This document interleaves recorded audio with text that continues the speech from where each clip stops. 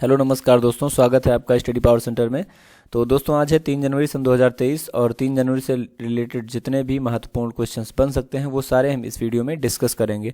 साथ ही साथ जो इम्पॉर्टेंट फैक्ट्स हैं उन पर भी मैं जो है चर्चा करूँगा क्वेश्चन से रिलेटेड। तो पूरा वीडियो बहुत ध्यान से देखेंगे और लास्ट में मैं आपसे एक क्वेश्चन भी पूछूंगा, उसका आंसर आपको कमेंट बॉक्स में बताना है। तो चलिए दोस्तों वीडियो को स्टार्ट करते हैं। हमारा पहला क्वेश्चन है, हाल ही में तेलंगाना पुलिस महानिदेशक के रूप में किसने पदभार ग्रहण किया है? ऑप्शन है विनय कुमार, बी है अंजनी कुमार, सी है एस सोमनाथ और डी है सुमन बेरी। तो दोस्तों इसका ऑप्शन जो है बी सही होगा। अंजनी कुमार जी हाल ही में तेलंगाना पुलिस महानिदेशक के रूप में अंजनी कुमार जी को जो है नियुक्त किया गया है, यानी कि अंजनी कुमार जी ने जो है तेलंगाना पुलिस महानिदेशक के रूप में पदभार ग्रहण किया है। तो ऑप्शन बी सही होगा। तो दोस्तों अंजनी कुमार जी को जो है पुलिस महानिदेशक बनाया गया है। चलिए बात करते हैं इसमें। देखिए इस क्वेश्चन में ऑप्शन दिया गया है ए विनय कुमार। तो विनय कुमार आप सभी लोग जानते हैं कि दिल्ली के उपराज्यपाल बनाया गया है विनय कुमार सक्सेना जी को, है ना। और एस सोमनाथ जो कि इसरो के चेयरमैन है वर्तमान। और डी ऑप्शन पे सुमन बेरी। अब दोस्तों आपको कमेंट बॉक्स में बताना है कि सुमन बेरी जी जो है वो किस आयोग से संबंधित है, किस आयोग से संबंधित है और कौन से पद पे है, इसको आपको कमेंट बॉक्स में बताना है। मैं वीडियो के लास्ट में जो है आपको इसके बारे में बताऊंगा, यानी इस क्वेश्चन के बारे में, यानी सुमन बेरी जी के बारे में मैं वीडियो के लास्ट में आपको बताऊंगा। चलिए अब दूसरे क्वेश्चन पे चलते हैं। हमारा दूसरा क्वेश्चन है, हाल ही में अमित शाह ने मेगा डेयरी का उद्घाटन कहाँ पर किया है? तो दोस्तों हाल ही में अमित शाह जी ने मेगा डेयरी का उद्घाटन किया है कर्नाटक में। तो हमारा ऑप्शन सी सही होगा। तो दोस्तों हाल ही में अमित शाह जी ने जो है कर्नाटक के मांड्या में मेगा डेयरी का उद्घाटन किया है ना। अब बात आई है कर्नाटक की, तो कर्नाटक से रिलेटेड जो भी इंपॉर्टेंट फैक्ट्स हैं उनके बारे में हम चर्चा कर लेते हैं। तो सबसे पहले बात करें कर्नाटक के मुख्यमंत्री की, तो कर्नाटक के मुख्यमंत्री जो हैं, सीएम जो हैं, बसवराज बोम्मई हैं और इसकी राजधानी है बेंगलुरु। और गवर्नर हैं थावरचंद्र गहलोत। यहाँ का राज्य पशु हाथी है और राज्य पेड़ है चंदन का पेड़। ठीक है, मैसूर का नाम आपने सुना होगा। मैसूर राज्य जो है कर्नाटक में ही है, यानी कि पहले मैसूर का इस राज्य का नाम मैसूर था और 1973 में कर्नाटक कर दिया गया। कन्नड़ भाषा यहाँ पर ज़्यादातर बोली जाती है ना। हम्पी का नाम सुना होगा आपने, हम्पी भी यहीं पर है। और कर्नाटक में जो राष्ट्रीय उद्यान है उनके बारे में अगर हम बात करें तो बांदीपुर नेशनल पार्क है ना, नागरहोल नेशनल पार्क, बन्नेरहट्टा है ना, अंसी या फिर कुंद्रेमुख नेशनल पार्क यहीं पर स्थित हैं। और एक महत्वपूर्ण है राजीव गांधी, जिसको नागरहोल नेशनल पार्क हम लोग बोलते हैं, उसको राजीव गांधी नेशनल पार्क के नाम से भी जो है जाना जाता है। तो ये जो है यहाँ के नेशनल पार्क हैं। इसके अलावा जो है जोग जलप्रपात भी शरावती नदी पर है, यहीं पर स्थित है। देखिए ये जितने भी इंपॉर्टेंट क्वेश्चंस है, कर्नाटक हो गया, तमिलनाडु हो गया है ना, तेलंगाना हो गया, इन सब राज्यों से ज़्यादातर क्वेश्चंस आते हैं। या फिर उत्तर पूर्वी राज्यों के बारे से जब आता है तो मतलब उसमें कन्फ्यूजन हो जाता है। तो इस वजह से ये चीज़ जानना बहुत जरूरी है। इसके अलावा देखिए कृष्णराज सागर बांध भी जो है कावेरी नदी पर स्थित है, जो कि वो भी यहीं पर स्थित है। शिव समुद्रम, ये भी कावेरी नदी के किनारे जो है शिव समुद्रम फॉल, वाटरफॉल जो है वो कावेरी नदी के किनारे है, वो भी यहीं पर स्थित है। इसके अलावा यहाँ का जो है प्रमुख नृत्य है यक्षगान, है ना। और यहाँ पर कंबाला दौड़, आपने नाम सुना होगा कंबाला दौड़ का, ये भी यहीं पर आयोजित की जाती है। इसके अलावा विरूपाक्ष मंदिर जो है वो भी यहीं पर स्थित है। और बेलगांव का नाम आपने सुना होगा, हिस्ट्री से रिलेटेड है। बेलगांव अधिवेशन 1938 में हुआ था और इसके जो है अध्यक्षता किसने की थी? तो क्या कहते हैं, सुभाष चंद्र बोस जी ने इसकी अध्यक्षता की थी। अब करंट न्यूज़ पे आते हैं। तो कर्नाटक सरकार ने खानाबदोश समुदायों के लिए विकास बोर्ड की स्थापना की थी, अभी हाल ही में की है। इसके अलावा नौकरियों के लिए आर्टिफिशियल इंटेलिजेंस आधारित कौशल पोर्टल भी जो है कर्नाटक सरकार ने ही तैयार किया है। कर्नाटक में 3 ट्रांसजेंडर महिलाओं को जो है सरकारी स्कूल के शिक्षक के रूप में नियुक्त किया गया है अभी हाल ही में। इसके अलावा देश में सबसे अधिक ग्रिड इंटरेक्टिव अक्षय ऊर्जा क्षमता कर्नाटक में ही स्थापित है ना। कर्नाटक में स्थापित है ग्रिड इंटरेक्टिव अक्षय ऊर्जा क्षमता जो है सर्वाधिक जो है कर्नाटक में है स्थित। तो चलिए अब बात कर लेते हैं अगले क्वेश्चन के बारे में। हमारा अगला क्वेश्चन जो है वो है, हाल ही में आरटीआई जवाबदेही में सबसे खराब प्रदर्शन करने वाला राज्य कौन सा है? आरटीआई का मतलब आप लोग जानते होंगे, राइट टू इन्फॉर्मेशन, यानी कि सरकारी कोई भी कार्य है उसके बारे में अगर आप जानकारी लेना चाहते हैं तो उसके लिए आपको आरटीआई डालनी पड़ती है और उसका जवाब जो है सरकार आपको बताती है। तो इस मामले में जो है सबसे खराब प्रदर्शन तमिलनाडु का रहा है। तमिलनाडु का जो है सबसे खराब प्रदर्शन, यानी कि लोगों ने आरटीआई डाली और उसका जवाब भी जो है बहुत कम संख्या में दिया गया है। तो इस वजह से सबसे खराब प्रदर्शन कहेंगे तमिलनाडु का रहा है। तो ऑप्शन हमारा बी सही हो जाएगा। तो दोस्तों बात आई है तमिलनाडु की, तो इसकी राजधानी क्या है? यानी तमिलनाडु की राजधानी है चेन्नई।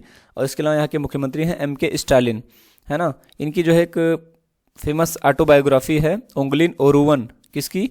M.K. स्टालिन जी की, जो कि मुख्यमंत्री हैं तमिलनाडु के।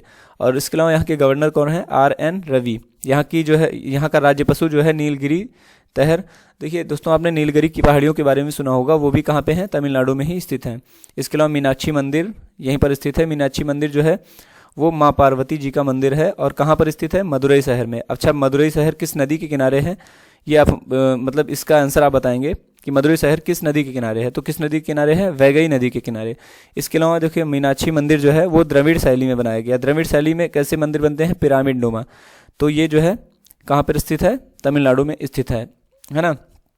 इसके अलावा राष्ट्रीय उद्यान की बात करें तो मन्नार की खाड़ी नेशनल पार्क, और इसके अलावा मधुमलाई नेशनल पार्क है ना, राष्ट्रीय उद्यान कहाँ पर स्थित है? वो भी तमिलनाडु में ही स्थित है। इसके अलावा महाबलीपुरम मंदिर यहीं पर स्थित है। सत्यमंगलम टाइगर रिजर्व आपने नाम सुना होगा, 2022 में T+2 अवार्ड दिया गया था सत्यमंगलम टाइगर रिजर्व को, वो भी कहाँ पर स्थित है? तमिलनाडु में स्थित है। और यहाँ पर कावेरी नदी पर मेट्टूर बांध स्थित है, कहाँ पर? तमिलनाडु में।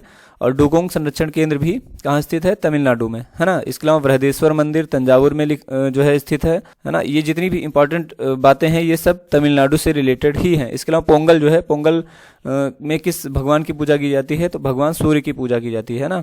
जल्लीकट्टू का आयोजन भी कहाँ होता है? तमिलनाडु में ही होता है। इसके अलावा बात करें तो तमिलनाडु सरकार ने पढ़ने को बढ़ावा देने के लिए फ्रेंड्स ऑफ लाइब्रेरी योजना शुरू की है, और तमिलनाडु में कार्तिकेय दीपंग रथ महोत्सव भी आयोजित किया गया है। इसके अलावा देखिए, तमिलनाडु सरकार ने गिद्धों के संरक्षण के लिए एक पैनल का गठन किया है, और तमिलनाडु सरकार ने ही भारत का पहला स्लेंडर लोरिस अभ्यारण्य अधिसूचित किया है ना। स्लेंडर लोरिस अभ्यारण्य अधिसूचित किया है। और तमिलनाडु के वन विभाग जो है, तमिलनाडु की जो वन विभाग टीम है, इसने भारत का पहला एलिफेंट डेथ ऑडिट फ्रेमवर्क पेश किया है। तो ये थी महत्वपूर्ण बातें तमिलनाडु से रिलेटेड। अब बात करते हैं अगले क्वेश्चन के बारे में। देखिए वीडियो लंबा हो सकता है, लेकिन जितनी भी बातें मैं इस वीडियो में बता रहा हूँ इन क्वेश्चंस के बारे में, शायद आपको कहीं भी नहीं मिलेंगी इतनी बातें एक राज्य के बारे में या फिर एक क्वेश्चन के बारे में। चलिए अब अगले क्वेश्चन पर चलते हैं। हमारा अगला क्वेश्चन है, हाल ही में किस राज्य ने भारत के दूसरे सबसे लंबे केबल स्थित 8 लेन जुआरी ब्रिज का उद्घाटन किया है, यानी किस राज्य में हुआ है? तो उसका इस क्वेश्चन का आंसर सही होगा ऑप्शन सी, गोवा राज्य में। अब बात आई गोवा की, तो गोवा की राजधानी क्या है? पणजी, है ना। कल ही मैंने बात की थी गोवा के बारे में। तो गोवा की राजधानी है पणजी, और यहाँ के मुख्यमंत्री कौन है? प्रमोद कुमार सावंत। यहाँ के गवर्नर जो हैं PS श्रीधरन पिल्लई हैं, और 1961 में गोवा को पुर्तगाल से आज़ाद करवाया गया था, है ना। 30 मई 1987 में गोवा को अलग राज्य का दर्जा दिया गया, है ना। यहाँ पर 40 विधानसभा की सीटें हैं, लोकसभा की 2 और राज्यसभा की 1 सीट है। यहाँ के पहले CM जो हैं वो कौन थे? तो दयानंद वंडोडकर थे। बात करें अगर पणजी शहर की, तो पणजी शहर किस नदी के किनारे स्थित है? तो वो मांडोवी नदी के किनारे स्थित है। यहीं पर जुआरी नदी भी है, और जुआरी नदी पर ही कौन सा 8 लेन जुआरी ब्रिज का उद्घाटन किया जा रहा है। इसके अलावा सलीम अली बर्ड सेंचुरी जो है वो भी यहीं पर स्थित है, और हर घर जल प्रमाणित पहला राज्य जो है वो यहीं कौन सा बना है? गोवा बना है। और इसके अलावा रेबीज मुक्त राज्य जो है वो गोवा बना है। तो ये थी गोवा से रिलेटेड महत्वपूर्ण बातें। अब हम बात करते हैं अगले क्वेश्चन के बारे में। हमारा अगला क्वेश्चन है, हाल ही में वैश्विक परिवार दिवस कब मनाया गया है? तो ऑप्शन ए है 31 दिसंबर, बी है 1 जनवरी, सी है 15 मार्च और डी है 15 अगस्त को। तो देखिए अभी हाल ही में 1 जनवरी को वैश्विक परिवार दिवस के रूप में मनाया गया है, तो इसलिए ऑप्शन कौन सा सही होगा? बी ऑप्शन हमारा सही आंसर होगा, सही जवाब होगा। तो 1 जनवरी को वैश्विक परिवार दिवस के रूप में मनाया गया है। देखिए अभी इस साल से रिलेटेड केवल एक ही महत्वपूर्ण दिवस है, इस वजह से केवल 1 जनवरी की ही बात कर रहे हैं। मतलब जैसे जैसे जो है दिवस वाले क्वेश्चंस आते रहेंगे उनको मैं ऐड करता रहूँगा, और हर क्वेश्चन में आपको जो है बताता रहूँगा। पिछले जितने भी दिवस हैं उनको रिवाइज भी करवाता रहूँगा साथ ही साथ। तो इस क्वेश्चन से रिलेटेड केवल इतनी जानकारी आपको याद रखनी कि वैश्विक परिवार दिवस जो है 1 जनवरी को मनाया गया है। अब चलिए बात करते हैं अगले क्वेश्चन के बारे में। हमारा अगला क्वेश्चन है, हाल ही में सन 2022 के लिए एकलव्य पुरस्कार से किसे सम्मानित किया गया है? तो ऑप्शन ए है अचिंत सेवली, बी है पंकज आडवाणी, सी है लक्ष्य सेन और डी है इनमें से कोई नहीं। तो इसका सही जवाब होगा पंकज आडवाणी, यानी कि ऑप्शन बी सही होगा।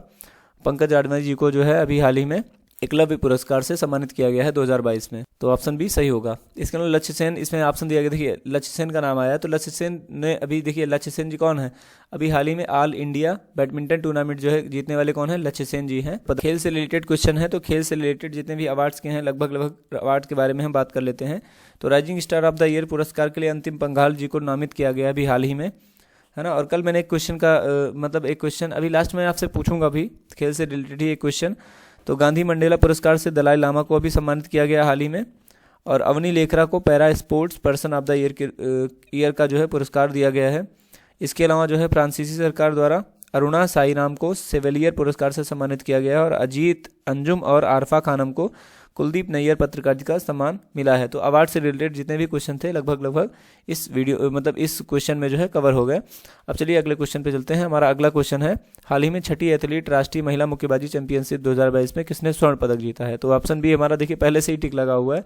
फिलहाल निकाह जरीन जी जो है इन्होंने जो है राष्ट्रीय महिला मुक्केबाजी चैंपियनशिप 2022 में स्वर्ण पदक जीता है। अब बात आई है निकाह जरीन जी की, तो इनसे रिलेटेड और साथ ही साथ जो है इस खेल से रिलेटेड जितने भी क्वेश्चन है उन पर हम चर्चा करते हैं।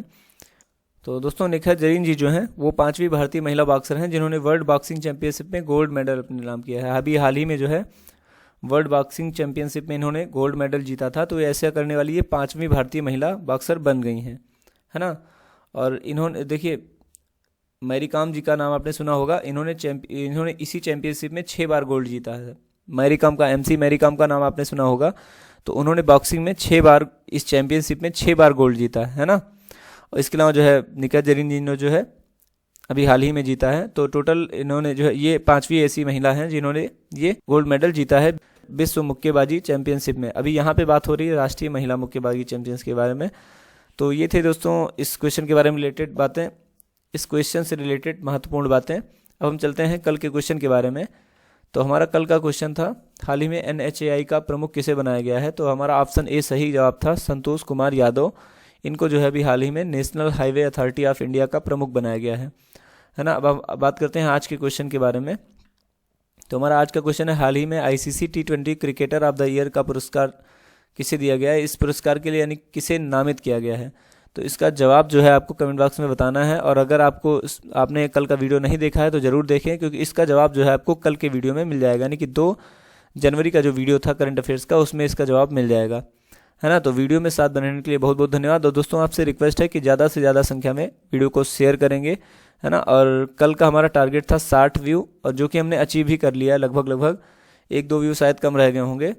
और आज का हमारा टारगेट है 70 व्यू जो है इस वीडियो का टारगेट है। अगर 70 व्यू मिल जाते हैं तो मैं ये समझूंगा कि मेरा वीडियो को बनाने का जो मकसद है वो पूरा हुआ। तो आपसे रिक्वेस्ट है ज़्यादा से ज़्यादा संख्या में शेयर करेंगे, लाइक करेंगे वीडियो को, और साथ ही साथ अगर आप चैनल पे नए हैं तो चैनल को सब्सक्राइब कर लेंगे, है ना। इस वीडियो से देखिए आपको निश्चित ही मदद मिलेगी। ये निश्चित है कि इस वीडियो को देखने के बाद जितने भी मतलब राज्य हैं उनके बारे में आपको महत्वपूर्ण जानकारियाँ आप एक जगह लिख भी सकते हैं। तो चलिए वीडियो में साथ बनने के लिए बहुत बहुत धन्यवाद दोस्तों आपका। जय हिंद, जय भारत।